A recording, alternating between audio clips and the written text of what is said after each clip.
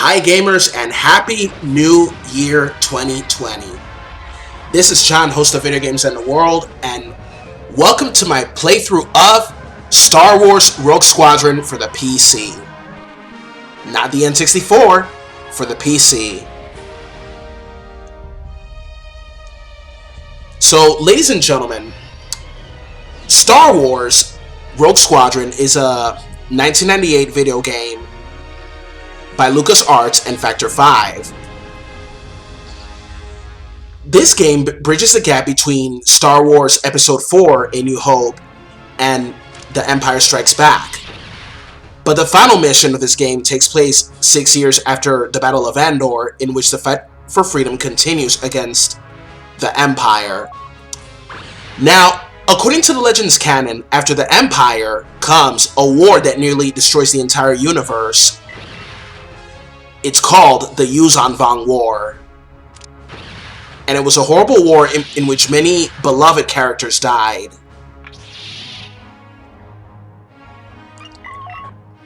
Unfortunately, the Yuuzhan Vong has been decanonized by Disney and replaced with the First Order, which rose from the ashes of the Empire. Now, the sequels have their pros and their cons, but I think they tried to be a little bit too hard, a little bit too similar to the original trilogy.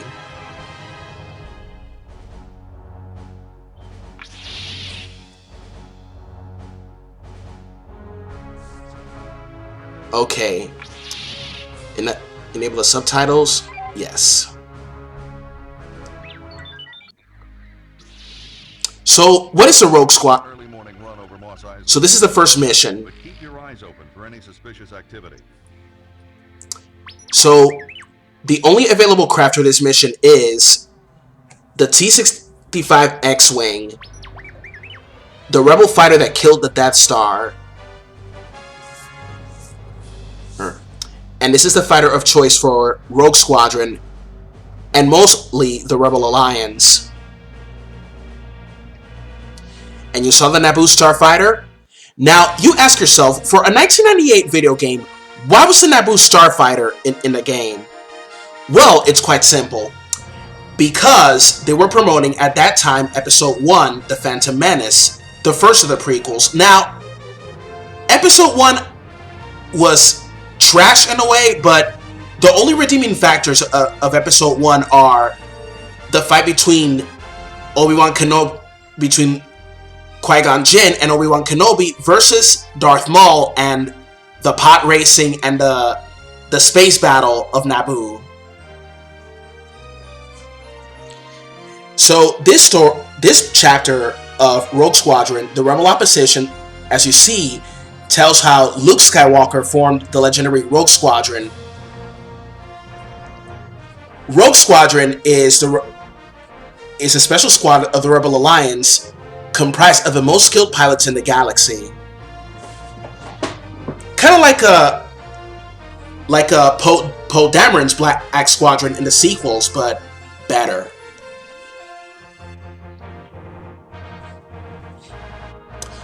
So our first mission is where it all began in Episode 4, Tattooine.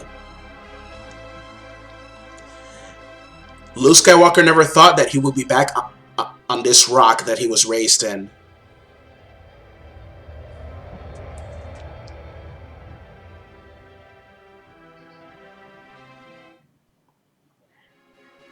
Welcome to Tattooine.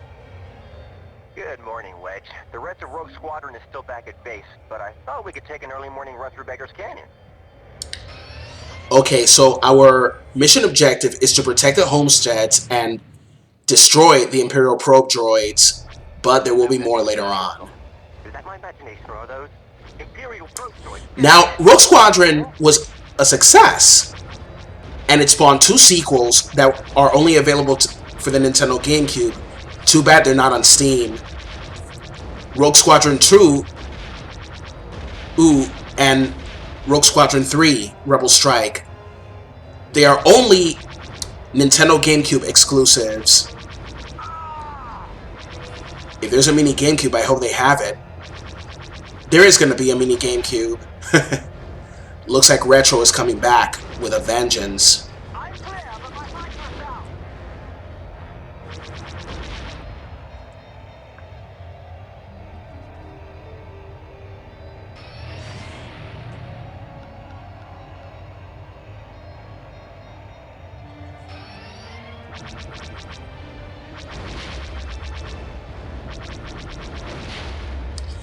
Now, the planets in this video game of Rogue Squadron, they are not exactly in the Disney canon.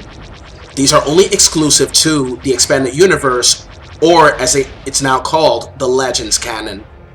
And by the way, Darth Revan of Knights of the Old Republic was considered canon now.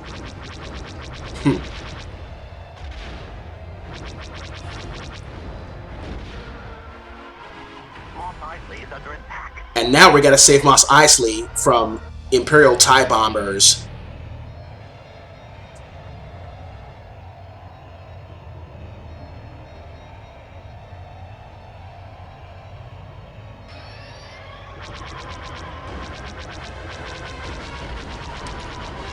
Okay, that's 3.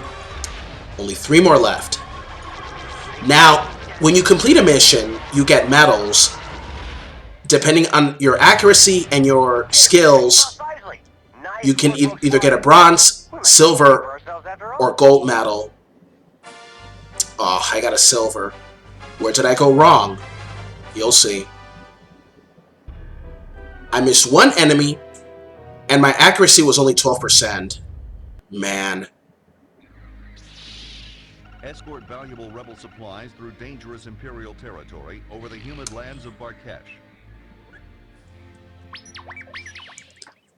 So now we are going to planet Barkhesh, located in the Satia sector in the Outer Rim territories. It was a lush Outer Rim agri-world. On the planet was sold an indigenous microbe-based Barkhesh insect culture which was deadly to insects and used as bug repellents by scouts. New Republic environmentalists decried the culture. Rogue Squadron, this is General Riken. One of our shuttles will rendezvous with a small convoy from local resistance on Barkhesh, which must first travel through Imperial territory. They carry equipment and supplies vital to the rebellion. Your mission is to rendezvous with that convoy and escort it to the landing zone. Good luck. Okay, so, like you see, you have to protect the supply convoys. He's from the Imperials. So, according to the story, during the time of the Galactic Civil War, Barkhesh's population resisted the New Order and supported the Rebel Alliance. They supplied Alliance with vital materials after the Battle of Yavin, despite retaliation from the Empire.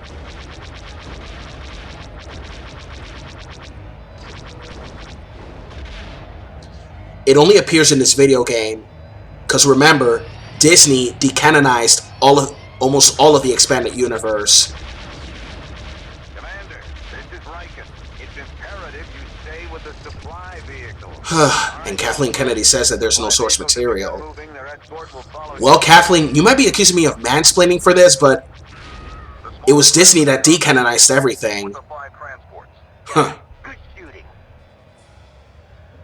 Commander, this is Riken. It's imperative you Better not stay get too with the controversial. supply vehicle.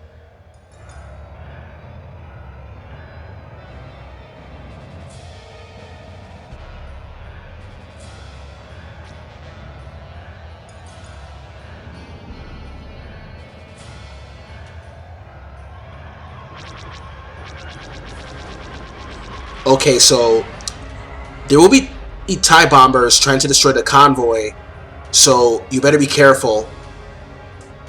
Watch for enemy fighters. There they are. Now, if most of the supply convoy is destroyed, it might destroy your chances of getting a gold medal. Well, I got the gold medal in the image of my Eisley shortly after the 3rd clip I recorded. Now, when you get medals, you get special missions. When you get medals in every mission, you get special missions. When you get all bronze medals, you get a mission that is not like to to fight the Empire, but it's a race called the Beggar's Canyon Race in Tattooine, in which you fly in your T-16 Skyhopper to test your skill against Zev, Dak, or Wedge. If you get all silver medals, you get to the Death Star Trench Run, and when you get all gold medal, and when all your medals are gold, you get to experience the Battle of Hoth from Episode 5, The Empire Strikes Back.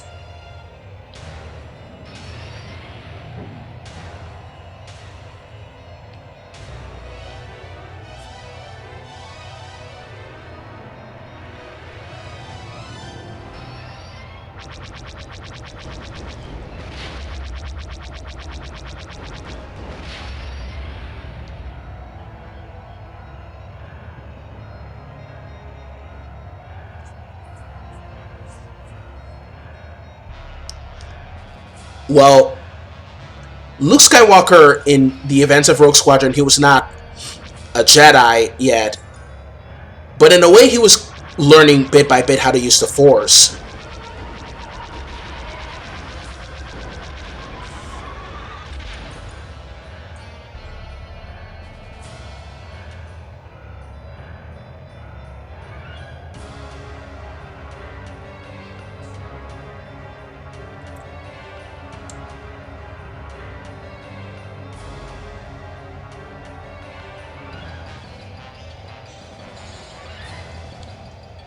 Now, Luke Skywalker, he had flaws.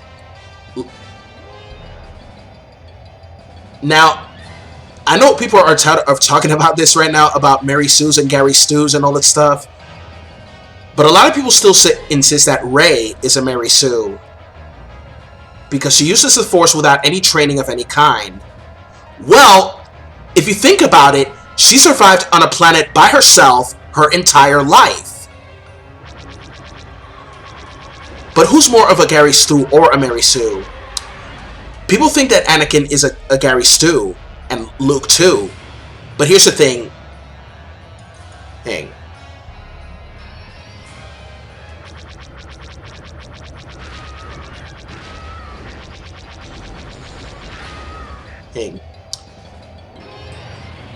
Anakin Skywalker trained for 10 years as a Padawan of Kenobi.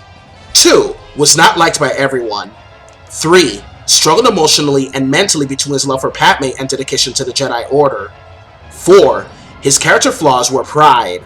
5. Lost limbs on 2 occasions. 6. Murdered.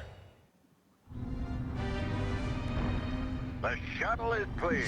She'll pick up the rest of this cargo. The rebel What I mean by murdered is that during the prequels he killed the Sand People, and that's when he tapped into the dark side, when he killed the Sand People. About struggling emotionally and mentally between his love for Padme and dedication to the Jedi Order is because in the Jedi are forbidden to love and attachment is forbidden. Because attachment can lead to jealousy. Now, he lost limbs on 2 occasions. One during his fight against Count Dooku, and the other one against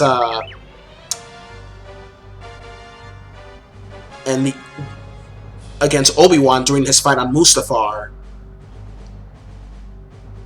Now, Luke Skywalker, on the other hand, was trained by Obi-Wan. Then 3 years later, he was learning to use the Force and started his training with Yoda. This is General Riken. A rebel ship called the Nona recently crashed somewhere in this vicinity. It was carrying a team of rebel soldiers and stolen Imperial equipment. You must find them before the Imperials do.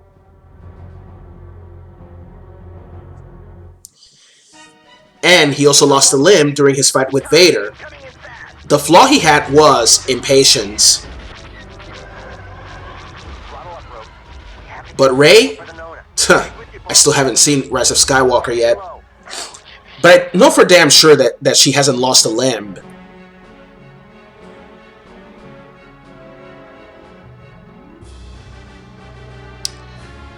Okay, so now we are in the planet of Chorax in this mission. According to the Legends storyline, the planet of Chorax was in the colonial region in the Ratchuk sector.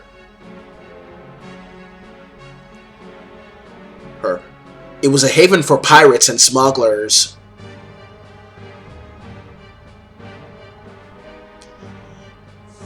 And saving a rebel ship called the Nona. It had stolen Imperial equipment, and it had to rescue... Rogue Squadron had to rescue the crew and cargo of a downed rebel ship before the Imperials beat them to it. You know, for some reason, right now, this kind of reminds me of the Kobayashi Maru test in Star Trek. But the difference between this is that they managed to rescue the cargo and crew, and failure was not an option. But here's the difference between the Kobayashi... But here's the thing about the Kobayashi Maru exam. According to the Kobayashi Maru, it was a no-win scenario. And you had two choices. One, to rescue the ship, but at the same time, you had to face a ship of Klingons and triggering an interstellar war after breaking the treaty between the Federation and the Klingons. Or two, leave the ship and do not respond to the call, but leave the ship and the crew and cargo to its fate. Because the ship was stranded in the Klingon neutral zone. Now, the only one who beat the test was Captain Kirk. He rigged the test to make it winnable because he did not believe in no-win scenarios. According to the original Star Trek universe, he was awarded for original thinking. But in the 2009 movie by J.J. Abrams, he was penalized and put on academic probation for cheating. And Spock told him that the test was designed to make the captains experience fear in a no-win scenario.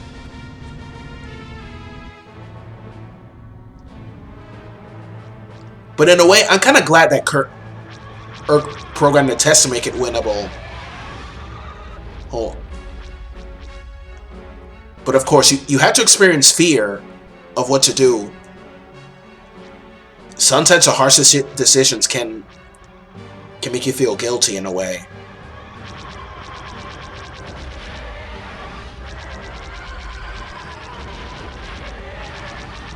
I gotta say the first two Star Trek movies by J.J. Abrams were okay, but Beyond, I didn't like it as much as Into Darkness and the 2009 movie. Now, the 2009 reboot was phenomenal. Some people hate it, but I liked it. It reintroduces the original crew of the Enterprise with a fresh and younger cast. And I really liked how the old Spock, Leonard Nimoy, passes the torch to the younger Spock.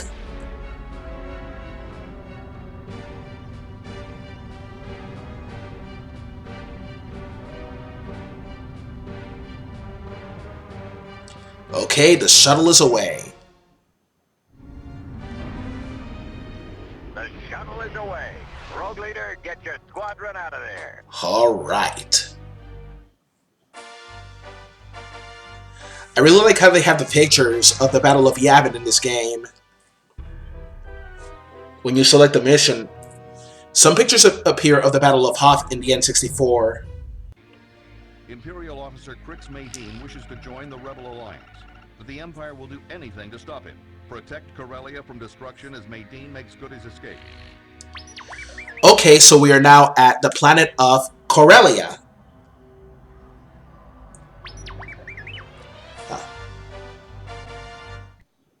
Now, the planet of Corellia is the homeworld of Han Solo.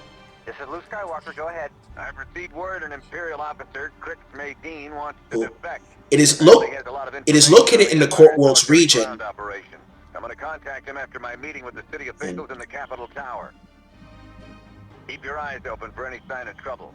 It was a capital planet of the Corellian system, which included Solonia, Draal, Traelus, and Talus. It was a birthplace of smuggler and New Republic General Han Solo, as well as Rogue Squadron pilot and New Republic hero Wedge Antilles, along with many other humans who played important roles in the histories of the Rebel Alliance, the New Republic, and the Galactic Alliance.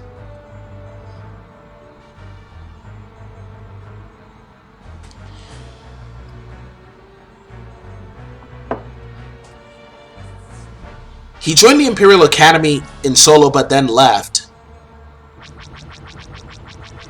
I gotta say that now, I saw the movie Solo not too long ago.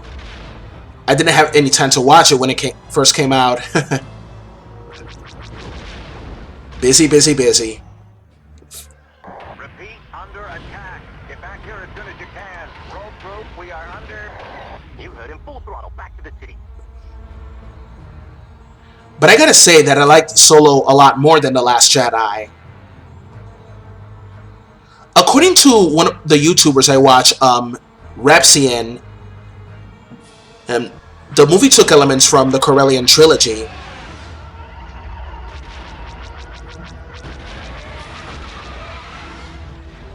You know, I was planning to do this playthrough like a couple of years ago, but it was like, I'd do it later, one of those things, but I finally get to make it.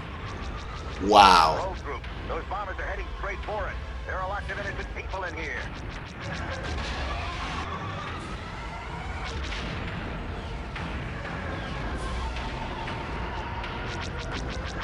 Gotta destroy those TIE bombers.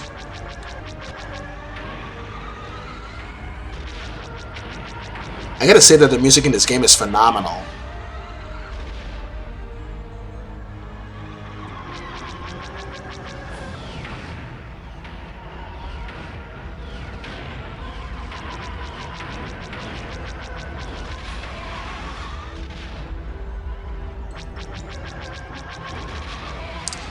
Okay, but what about Rey? Well, Rey, she lived alone on a planet her entire life, and she learned how to survive. Rogue Squadron, this is Crix Madine. The attack came before I could reach Riken, and I'm pinned down in the tech center. Can you get me out? Affirmative. Luke, I've got my hands full. Can you get them?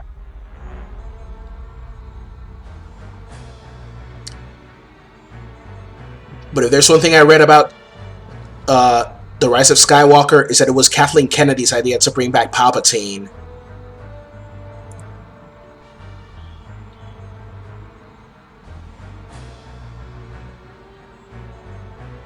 Still gotta catch up on The Mandalorian.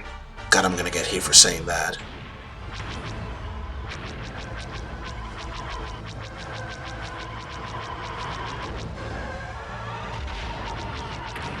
Once I catch up, it's time for reviews. I gotta say that that Pedro Pascal was. I can tell that Pedro Pascal was fantastic as a Mandalorian. Yeah, I've got a problem here. Inbound fighters at 1013. Hold on, Wedge. I remember the actor Pedro Pascal as Oberyn Martell in the hit HBO series Game of Thrones. Maintain visual scanning. Speaking of Game of Thrones, dude, the final season sucked! Big time. I was so freaking pissed off. Oh my god. Because you know what? David Weiss and DV Benioff, they were like, F that. F Game of Thrones. We're going to go to Star Wars. And now their trilogy is shot to crap. Shot in the crapper. Jesus Christ.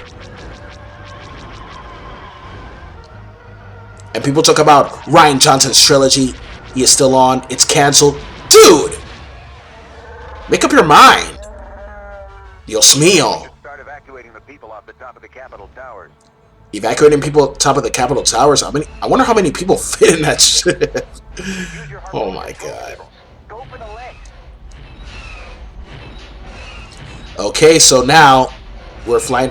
So as you saw in this mission, we're flying the speeder, and now we're gonna have to take down some AT-ATs. What you saw earlier in what I forgot to mention in the search for the Nona is the ATPTs. Rogues, I've got trouble over here. They just stopped a pair of scout walkers outside my building. Scout Walkers, ATSTs. Now, ATPTs are where bipedal all-terrain light infantry walkers distinguished by its triple jointed legs and one pilot cabin. ATPT stands for all-terrain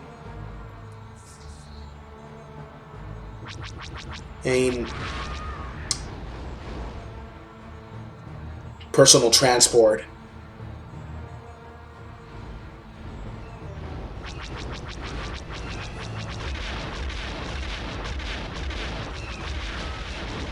Yep, that's what what ATPT stands for, all-terrain personal transport.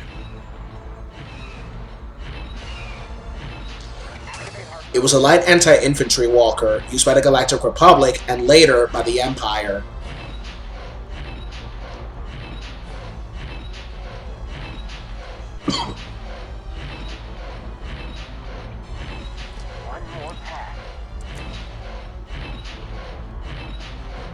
Okay, here we go.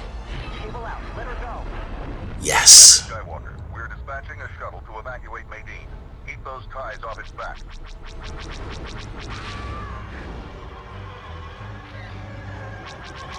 TIE fighters. Again.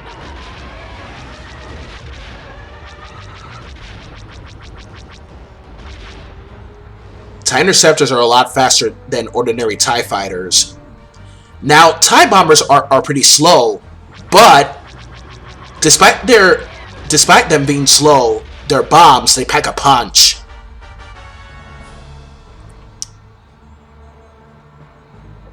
You know, honestly though, I think that I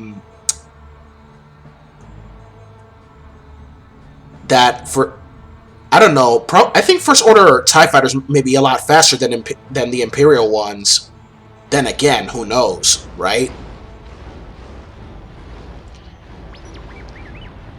I just hope that Star Wars girl could watch my playthrough. She's a great Star Wars fan, Anna, and I admire her. Well, if Rian Johnson hates people who hated this movie, well, what do I care?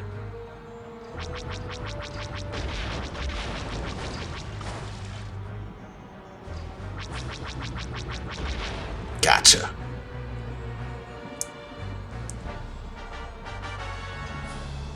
I really liked how they designed this game. It's so freaking awesome. And I finally got the chance to see the planet of Corellia in Solo, a Star Wars story.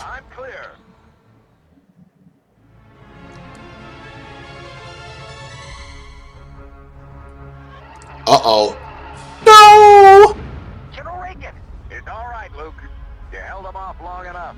We evacuated everyone just in time, thanks to Captain Solo and Chewbacca. That was never my favorite building anyway. You gotta love those two, Han and Chewie. Laugh it up, fuzzball. Promoted to Lieutenant. The cowardly Imperial governor is looting the city, using his luxury yachts to transport stolen goods. Help the citizens of Gerrard V keep their rightful treasures and stop the Empire in its tracks.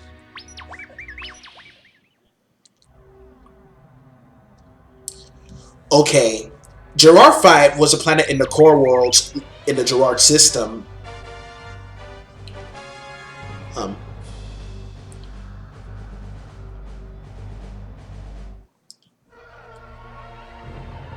Gerrard V is attempting to gain its independence, but the Imperial governor is looting the city. Rogue Squadron, you must protect Crix Madine's Y-Wings while they disable the escaping ship. Don't worry, we're not so helpless. Remember, let the Y-Wings take care of the yachts. Rogue Squadron flies covered. Okay, so now this part of the game is where you will be introduced to a new character in the game.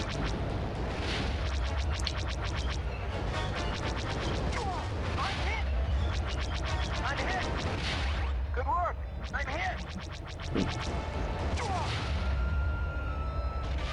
Okay, so the missile turrets they can pack a punch when they hit you. Their missiles pack a punch. But you can deflect them by shooting them. Now, to me, the missile turrets in this game are the most annoying, the most blatantly annoying turrets in the game. Jesus Christ. Those missiles pack a punch, especially when you fly a Y-Wing. Huh.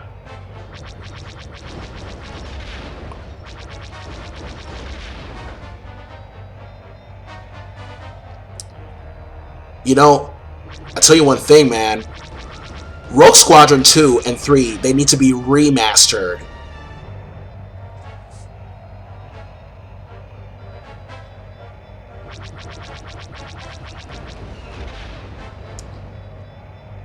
You know, if I had to choose between a Jedi and a Sith, I would prefer to be a Great Jedi. Because a Great Jedi, according to who Jedi Knights and Sith Lords. Luke, it's Wedge. I'm on the other side of the planet. We've got trouble. It's 128th High Interceptor Squadron. They're the best of the best. Cut the chatter. That doesn't sound good. Hold them off as best you can. Rogues, we're gonna have company real soon. Okay, so the Jedi Knights and Sith Lords describe Great Jedi as Force users who walk between the line between the light and dark sides of the Force, without surrendering to the dark side, and they describe Jedi who distance themselves from the Jedi High Council and operate it outside the strictures of the Jedi Code. Those who were considered to be true Great Jedi met both qualifications and did not belong to any particular Force tradition. An example was Jolie Bindo, a former Jedi Padawan and a Great Jedi that served the Old Republic. Another example, if you've seen the cartoon of Star Wars Rebels, is Ahsoka Tano. I love Ahsoka Tano. She's fantastic. One of my favorite characters in the Clone Wars cartoon. The 2008 Clone Wars cartoon. Now, there was another Clone Wars cartoon in 2003 that redeemed Episode 2. To me, Star Wars Episode 2 was meh. Because some of the acting and the lines, ugh. But many action sequences and the story is what made up for it. The love story between Anakin and Padme? Huh. Still a better love story than Twilight and The Notebook.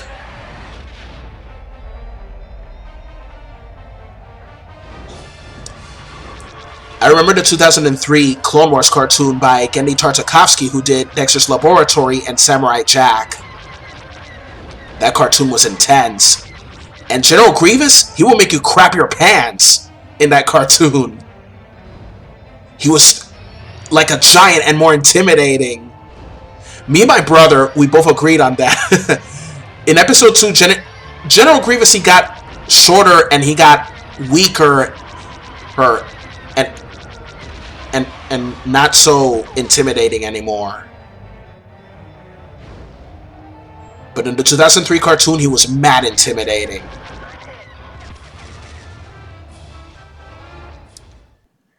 Okay, here's a new character we are introduced to. Like shooting Y-Wings, do you? Here's a little message from Rogue Squadron. This is Lieutenant Jason Moore of the Imperial 128th Unidentified Y-Wing. Are you quite done? My vehicle has been disabled for a good 2 minutes now. Jason Moore, consider yourself a prisoner of the Rebel Alliance. Well, if you quit shooting at me, I have a proposal to make. One which would serve us all. And so, we have a new ally, Jason Moore. So, I'm going to wrap up this video. So, thank you for watching. See you later.